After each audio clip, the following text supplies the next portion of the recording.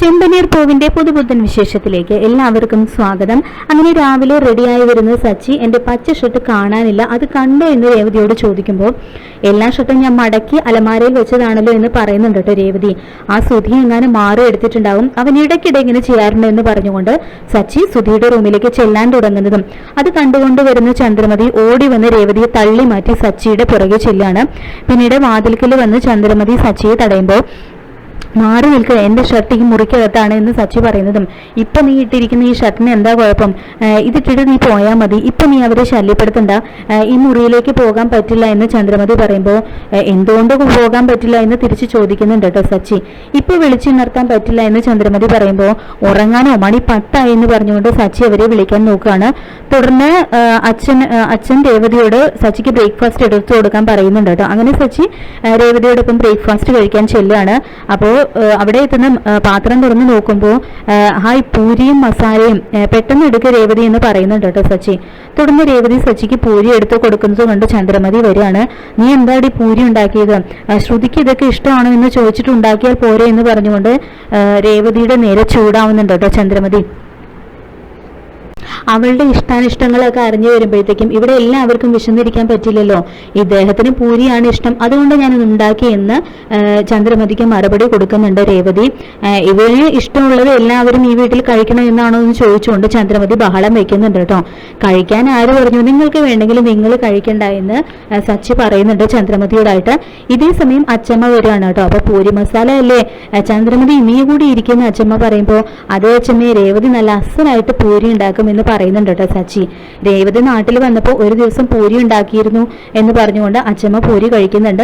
ഇതേ സമയം ശ്രുതിയും റെഡി ആയിട്ട് അവിടേക്ക് വരികയാണ് കേട്ടോ. അപ്പൊ പാത്രം നോക്കിയിട്ട് ശ്രുതി അയ്യേ ഇതെന്താ പൂരി എന്ന് പറയുമ്പോൾ എന്താണോളെ നിനക്ക് പൂരി ഇഷ്ടമല്ലേ എന്ന് ചന്ദ്രമതി ചോദിക്കുമ്പോൾ എണ്ണയിൽ പൊരിച്ചതൊന്നും തന്നെ എനിക്ക് ഇഷ്ടമല്ല അമ്മേ എന്ന് ശ്രുതി പറയുന്നതും പിന്നെ പൂരി എണ്ണയിലല്ലാതെ വെള്ളത്തിൽ പൊരിക്കാൻ പറ്റുമോ എന്ന് ശ്രുതിയോട് കളിയാക്കി ചോദിക്കുന്നുണ്ട് കേട്ടോ സച്ചി. അപ്പൊ ഇത് കേൾക്കുന്ന ശ്രുതിയാണെങ്കിൽ ദേഷ്യം വരുന്ന ശ്രുതിയാണെങ്കിൽ ശ്രുതി ഇയാൾ എന്നെ ഇറിറ്റേറ്റ് ചെയ്യുന്നു എന്ന് പരാതി പറയുന്നുണ്ട് കേട്ടോ.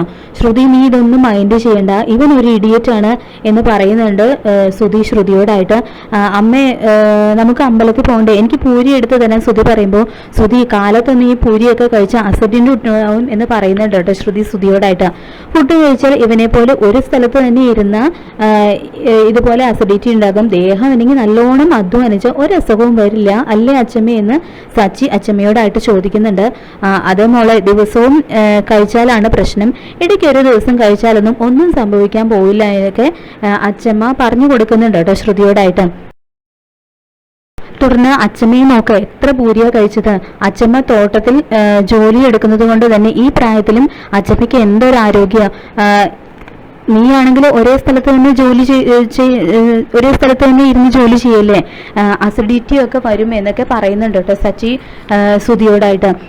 കാലത്ത് മുഴുവൻ ഒരേ സ്ഥലത്ത് നിന്ന് ജോലി ചെയ്യുന്നത് അത്ര വലിയ കഷ്ടപ്പാടൊന്നും അല്ല എന്ന് ശ്രുതി പറയുമ്പോൾ അതൊന്നും അവന് അറിയില്ല മോളെ, അവന് ഈ ഡ്രൈവിംഗ് അല്ലാതെ വേറെ ജോലിയൊന്നും അറിഞ്ഞുകൂടാ എന്നൊക്കെ സച്ചിയെ കളിയാക്കി പറയുന്നുണ്ട് കേട്ടോ ചന്ദ്രമതി. ഇതേ സമയം അതും ഒരു ജോലി തന്നെയാണമ്മേ, അതിനെക്കുറിച്ച് കുറച്ച് കാണരുത് അങ്ങനെ അച്ഛൻ പറയുമ്പോൾ ശ്രുതി എനിക്ക് വല്ലാതെ വിശക്കുന്നു, 2 പൂരിയെങ്കിലും ഞാൻ കഴിച്ചോട്ടെ എന്ന് ശ്രുതിയോട് ചോദിക്കുന്നുണ്ട് കേട്ടോ ശ്രുതി. അത് കഴിക്കേണ്ട ശ്രുതി, ഞാൻ നിനക്ക് ജ്യൂസ് ഉണ്ടാക്കി തരാം, ഒരു 5 മിനിറ്റ് മതി, ABC ജ്യൂസ് ഞാൻ റെഡിയാക്കി തരാം എന്നൊക്കെ പറയുന്നുണ്ട് കേട്ടോ ശ്രേയ. അപ്പൊ ഇത് കേൾക്കുന്ന സച്ചി രേവതിയോടായിട്ട് അതെന്ത് ജ്യൂസാ ABC എന്ന് പേരെന്ന് ചോദിക്കുമ്പോൾ എനിക്കറിയില്ലെന്ന് പറയുന്നുണ്ട് കേട്ടോ രേവതി. അതറിയാനേ വലിയ പഠിപ്പുള്ളവർക്കേ പറ്റൂ എന്നൊക്കെ പറഞ്ഞുകൊണ്ട് രേവതിയെ കുത്തി നോവിക്കുന്നുണ്ട് ചന്ദ്രമതി. ABC 3 വാക്കേ ഉള്ളൂ, അതിന് വലിയ പഠിപ്പിന്റെ ഒന്നും ആവശ്യമില്ല എന്ന് ചന്ദ്രയ്ക്ക് ചുട്ട മറുപടിയും കൊടുക്കുന്നുണ്ട് സച്ചി. ആപ്പിൾ, ബീട്രൂട്ട്, ക്യാരറ്റ് ഇത് 3 ചേർന്ന ജ്യൂസാണ് ABC ജ്യൂസ്, അത് ഹെൽത്തിന് വളരെ നല്ലതാണെന്ന് ശ്രുതി പറയുന്നുണ്ട് അവിടെ നിന്നുകൊണ്ട്. ശ്രുതി നീ വാ, നിനക്ക് ഞാൻ ജ്യൂസ് ഉണ്ടാക്കി തരാമെന്ന് പറഞ്ഞ് ശ്രുതി അടുക്കളയിലേക്ക് ചെല്ലുകയാണ്. തുടർന്ന് ചന്ദ്രമതി ശ്രുതിയെ സപ്പോർട്ട് ചെയ്ത് പറയുന്നുണ്ട് നീ പറഞ്ഞത് ശരിയാ മോളെ, നമ്മൾ ഹെൽത്തി ആയിട്ടുള്ള ഫുഡൊക്കെ വേണം കഴിക്കാൻ, എനിക്ക് കൂടി ചേർത്ത് ജ്യൂസ് ഉണ്ടാക്കിക്കോ എന്ന് ശ്രുതിയോട് പറയുന്നുണ്ട് ചന്ദ്രമതി.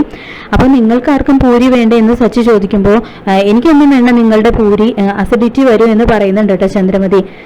എന്ന് നിങ്ങൾക്ക് ആർക്കും വേണ്ടെങ്കിൽ ഒരു 3-4 പൂരി എനിക്ക് തരാൻ അച്ഛൻ പറയുമ്പോൾ അച്ഛനും 3-4 പൂരി എടുത്ത് കൊടുക്കുന്നുണ്ട് കേട്ടോ രേവതി. തുടർന്ന് അച്ഛമ്മ രവീന്ദ്രനെ വിളിച്ചിട്ട് മാറ്റി നിർത്തി പറയുന്നുണ്ട്, ഈ മരുമകൾ വന്ന ദിവസം തന്നെ ഈ വീട്ടിലെ അടുക്കള രണ്ടായി ഭാഗിച്ചു. ഇതൊന്നും അത്ര ശരിയല്ല രവീന്ദ്ര എന്ന് അച്ഛമ്മ പറയുന്നുണ്ട് കേട്ടോ രവീന്ദ്രനോടായിട്ട്. തുടർന്ന് ശ്രുതി ചന്ദ്രമതിക്കും ശ്രുതിക്കും ജ്യൂസ് ഉണ്ടാക്കി കൊടുക്കുകയാണ്. അപ്പോൾ മോളുണ്ടാക്കി ആദ്യത്തെ ജ്യൂസ് അല്ലേ എന്ന് പറഞ്ഞുകൊണ്ട് ചന്ദ്രമതി സന്തോഷത്തോടു കൂടി തന്നെ ആ ജ്യൂസ് കഴിക്കുകയാണ് കേട്ടോ. ഉടനെ തന്നെ അത് തുപ്പിക്കളയാനൊക്കെ ചന്ദ്രമതിക്ക് തോന്നുന്നുണ്ടെങ്കിലും ശ്രുതി പിണക്കുണ്ടായെന്ന് വിചാരിച്ചുകൊണ്ട് നല്ല ജ്യൂസാണെന്നൊക്കെ കള്ളം പറയുന്നുണ്ട് കേട്ടോ ചന്ദ്രമതിയും. ശ്രുതിയാണെങ്കിലും ആ ജ്യൂസ് കുടിക്കാനായിട്ട് ബുദ്ധിമുട്ടുന്നുണ്ട്. അപ്പൊ ഇതൊക്കെ കണ്ടുകൊണ്ട് സച്ചി രേവതിയോട് പറയുന്നുണ്ട്, ദിവസം മൂന്ന് നേരവും ഭക്ഷണം കഴിച്ചതുപോലെയുണ്ട് നിന്റെ ഈ പൂരി കഴിച്ചപ്പോൾ, അത്രയ്ക്ക് സ്വാദുണ്ട് രേവതി നിന്റെ ഈ പൂരിക്കെന്ന് പറഞ്ഞുകൊണ്ട് രേവതിയെ ശരിക്കും അഭിനന്ദിക്കുന്നുണ്ട് കേട്ടോ സച്ചി. ഇത്ര രുചിയുള്ള ഭക്ഷണം ഉണ്ടായിട്ട് ഇവരെ നോക്ക്, പക്ഷെ കാട് കുടിക്കുന്നത് പോലെ കുടിക്കുന്നത്, നിന്റെ പൂരി സൂപ്പർ ആയിട്ടുണ്ടെന്ന് പറഞ്ഞുകൊണ്ട് അവരെ കേൾക്കെ തന്നെ രേവതിയെ വീണ്ടും പുകഴ്ത്തുന്നുണ്ട് കേട്ടോ സച്ചി. അങ്ങനെ ചെമ്പനീർ പൂവിൻ്റെ വളരെ രസകരമായിട്ടുള്ള എപ്പിസോഡുകൾ തന്നെയാണ് വരാനായിട്ട് പോകുന്നത്. ഈ റിവ്യൂ ഇഷ്ടപ്പെട്ടെങ്കിൽ ലൈക്ക് ചെയ്യുക, ചാനൽ കൂടി ഒന്ന് സബ്സ്ക്രൈബ് ചെയ്ത് സപ്പോർട്ട് ചെയ്യുക. താങ്ക്